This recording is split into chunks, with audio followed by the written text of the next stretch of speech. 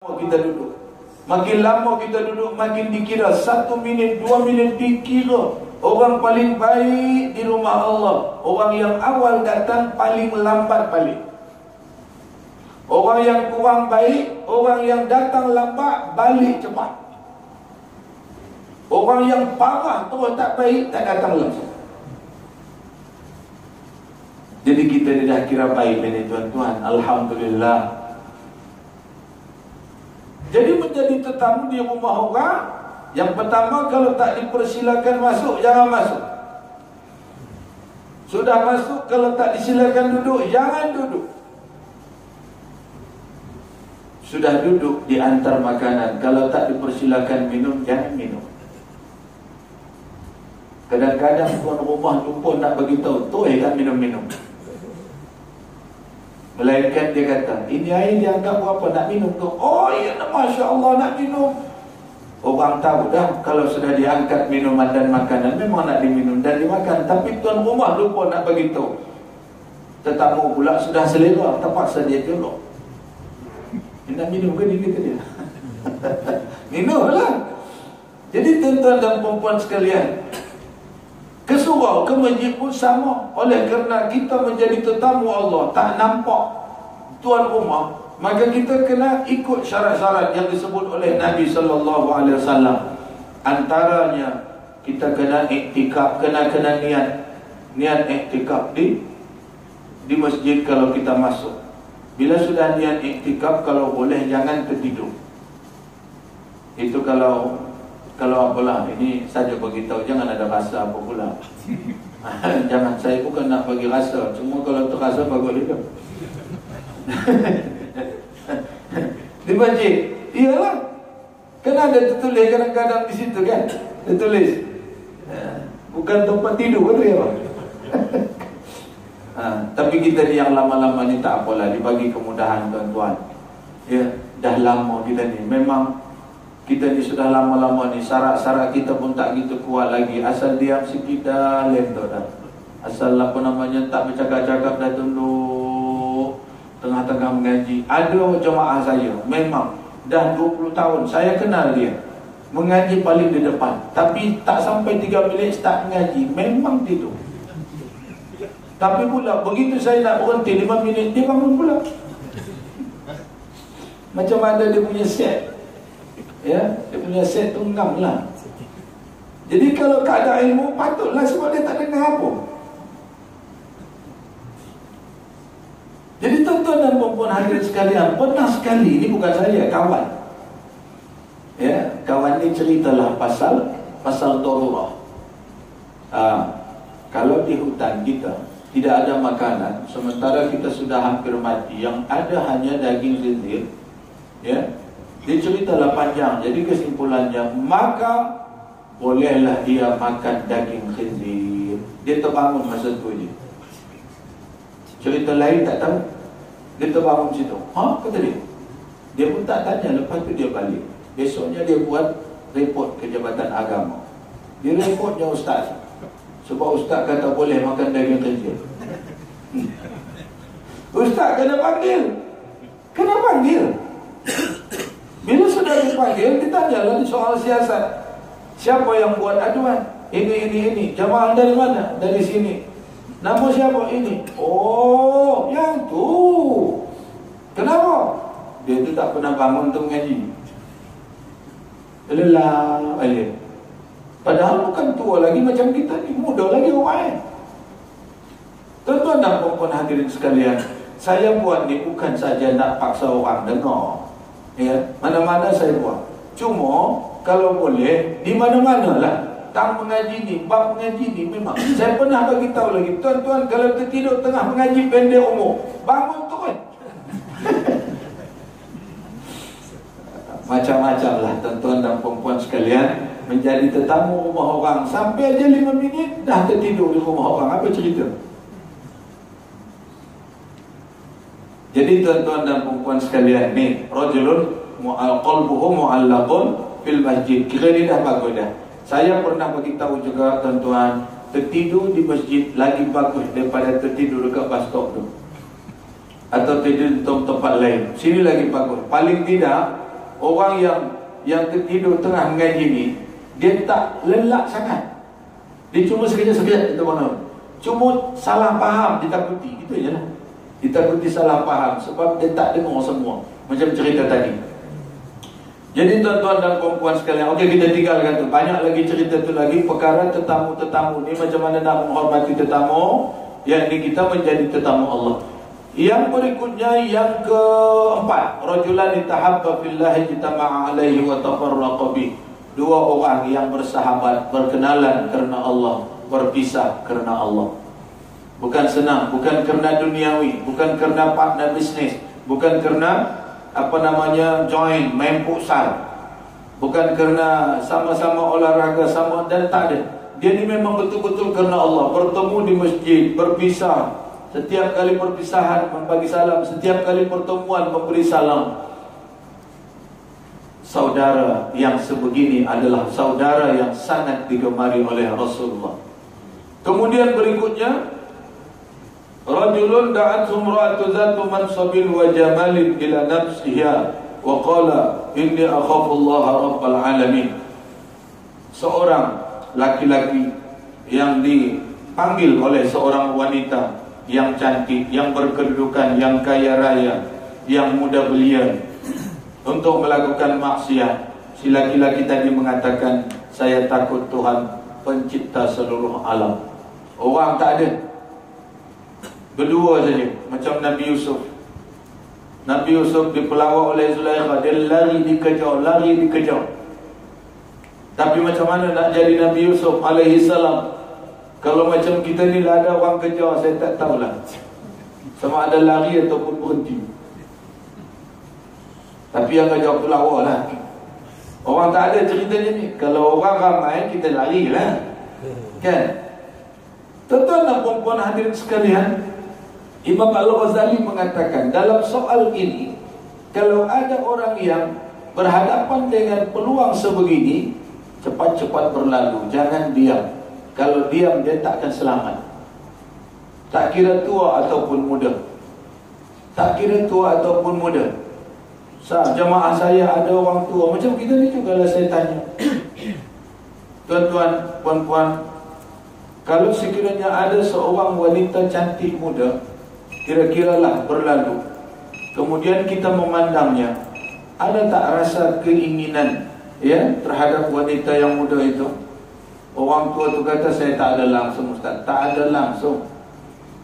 Kemudian saya mengatakan, orang yang tak ada langsung perasaannya, artinya dia sakit, tak sehat. Oh, saya sehat, kata dia. Kalau sehat, mesti ada kemauan. Jangan nak tipu, saya kata. Kalau sehat, mesti ada keinginan, melainkan sakit. Haji sehat, sehat, betul-betul tak ada keinginan. Ada juga memang, kata dia. Tengok. Cuma lagi kita tak tunjukkan sebab kita dah tua. Iyalah, pandai-pandai kan, pandai kabur orang kita. Kan tak tengok, kita tengok. Bukan tak nampak. Bukan tak teringin. Tapi apa orang kata? Tuan-tuan dan perempuan sekalian, saya salutlah dengan kita-kita ni semua, ya. Saya salut. Yang kita ni taat. Langsung tak nak ambil, tak nak menggunakan hak, kan? Kalau yang itu je lah. Tak ada terfikir, tak berani lah. Orang kata tinggi lah. Takut ini. Ya betul lah. Kalau orang Arab, Masya Allah, dia tak kisah. Asalkan halal, kata dia. Asalkan dia mau. Ya kita alhamdulillah lah, selamatlah ibu-ibu, tak menjadi masalah. Aman dia. Nak sekadar tengok je lah, tapi tak akan berani punya. Aman lagi. Tak tengok, tak mungkin tak tengok pula. Bila tengok saja senyum, dia pun nak kata, apa saja senyum tu? Tengok apa tu? Dah lah, tak ada apa. Kita pun dah mula takut dah. Jadi itu budaya kita. Baguslah, alhamdulillah. Tapi walau bagaimanapun tuan-tuan dan perempuan sekalian, perasaan itu kadang-kadang boleh menjadikan pikiran kita tak tak khusyuk lah. Sebab kemahuan tadi lah. Memang ada kemahuan, tak apa macam mana. Memang sehat, mesti ada kemahuan. Tetapi Allah Subhanahu Wa Taala memberikan kepada kita peringatan bahawa jika kita ingin aman jiwa kita, jangan terlalu banyak melihat. Kalau sekiranya ada peluang, tundukkan pemandangan. Apalagi bulan Ramadan, tak payah tengok, tak payah lihat. Dah. Tak tahulah saya orang muslimah pula kan, tapi orang laki-laki, sebab saya laki-laki, saya tahulah kan.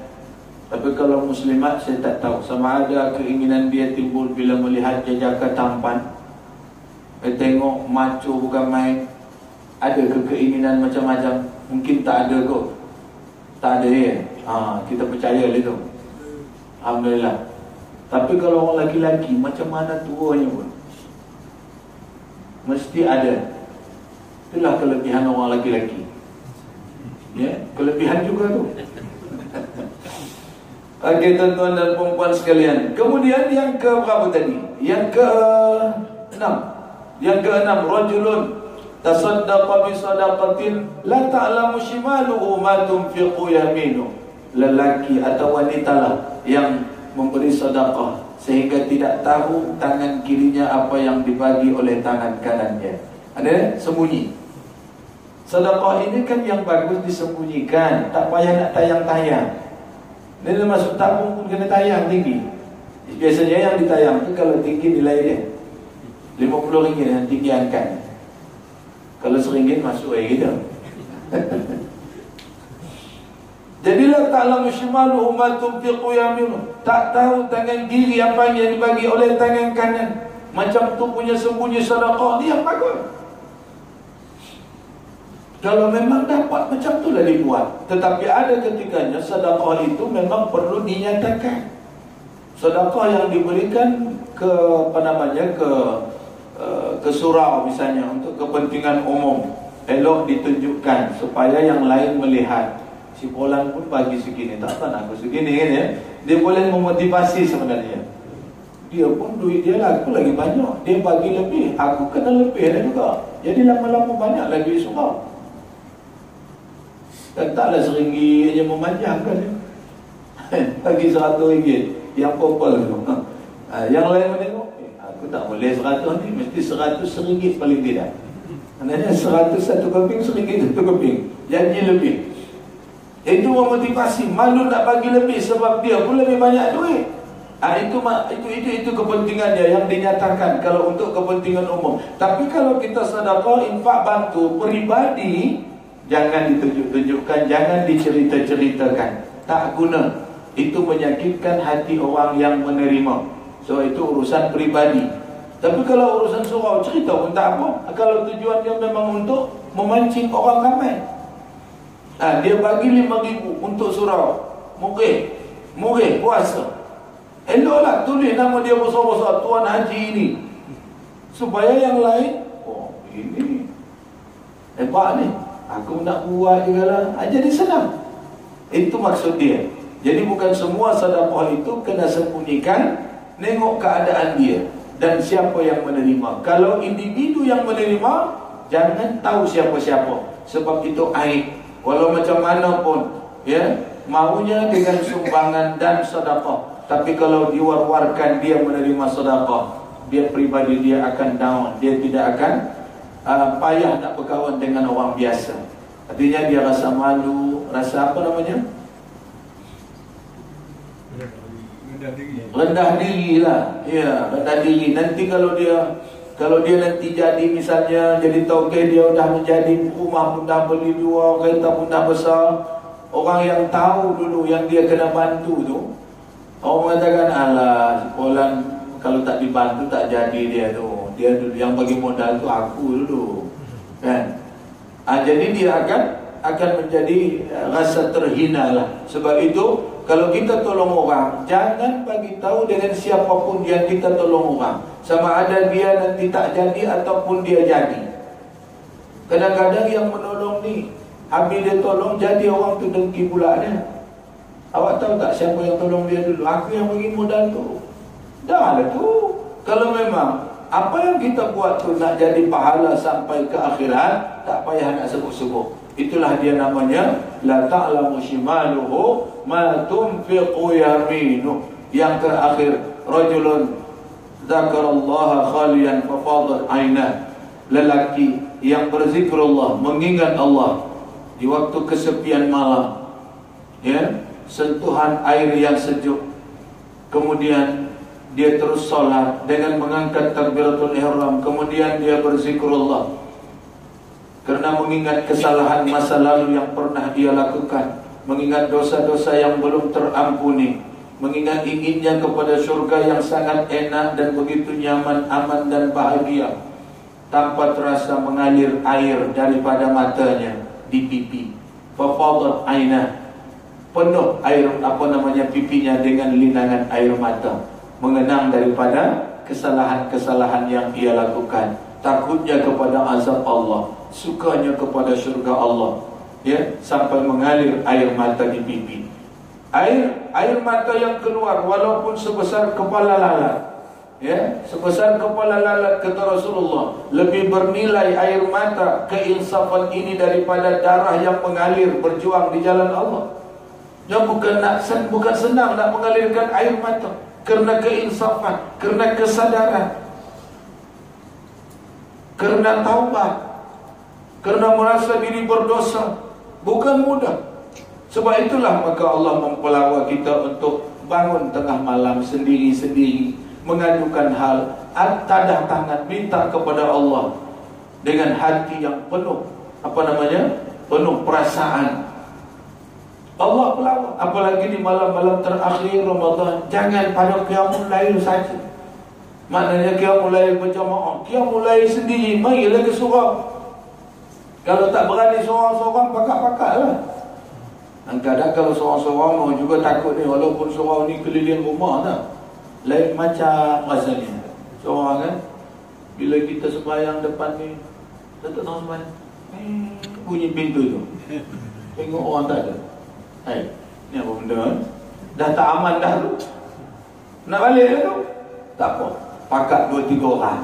Tiap-tiap malam boleh iktikaf, tiap-tiap malam boleh berzikrullah, insya-Allah tak, sampai akhir Ramadan insya-Allah taala.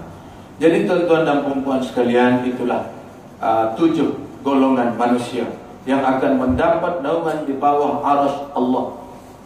Satu daripada golongan ini pun kita termasuk, cukuplah. Tak payah nak ke 7-7-nya, tak larat kita tu. Satu daripadanya. Kalau si pemuda tadi, pemuda yang rajin beribadah kerana Allah Subhanahu wa taala. Kalau dia laki-laki macam kita ni orang lama, cukuplah jiwa kita sentiasa bergantung dengan masjid, rumah Allah Subhanahu wa taala. Yang lain-lain tak fikir, tak apa. Jadi itulah dia. Mudah-mudahan apa yang kita dapat sampaikan pada pagi hari ini semoga berfaedah dan menjadi peringatan kepada kita untuk meneruskan kehidupan kita di dalam menambah baik amalan-amalan kita sampai ke akhir hayat. Mudah-mudahan sekali lagi di akhir Ramadan ini kita mendapat keistimewaan dari Allah untuk kita diampuni, dan untuk itu kita akan beradalah dalam golongan orang-orang yang selamat di dunia dan di akhirat insya-Allah. Jadi lepas ini kita boleh landing lah insya-Allah taala. Tapi jangan serapan tuan-tuan. Tak tahu saya ni pengurus dia letak ini dekat sini nak menguji saya ke tak tahu. Maaf saya lupa. Letak botol dengan pencucuk sekali ha. Masya-Allah. Jadi tuan-tuan, saya tak lupa lagi insya-Allah. Jadi itu saja yang dapat saya sampaikan, semoga berfaedahnya, dan sama-samalah kita berdoa kepada Allah mengharap agar supaya Ramadan kali ini adalah Ramadan yang terbaik dan bukan Ramadan yang terakhir kalau boleh. Tapi untuk membetulkan perjalanan hidup kita agar lebih khusyuk beribadat, kita mesti menanamkan dalam hati sanubari kita bahawa ini seakan Ramadan yang terakhir buat kita. Jadi boleh kita buat penumpuan seakan kita tidak akan bertemu lagi Ramadan yang akan datang. Jadi kita full di sini insya-Allah taala baru menjadi. Demikian, lebih kurang mohon maaf. Terima kasih atas perhatian. Aqulu qawli hadza wa astaghfirullahal azim li wa lakum. Wassalamualaikum warahmatullahi wabarakatuh. Bismillahirrahmanirrahim. Alhamdulillah rabbil alamin, wassalatu wassalamu ala asyrafil anbiya'i wal mursalin wa ala alihi wa sahbihi ajma'in. Allahumma aghnina bil ilmi wa zayyinna bil hilmi wa akrimna bit taqwa wa jammilna bil afiyah. Waj'al jam'ana hadha jam'an marhuma wa tafarruquna tafarruqan ma'suma wahdina siratakal mustaqim wahdina subulas salam. Allahumma a'inna ala dhikrika wa syukrika wa ta'atika wa husna ibadatik. Wa sallallahu ala sayyidina Muhammadin wa ala alihi wa sahbihi ajma'in. Walhamdulillahi rabbil alamin. Taqabbalallahu minkum.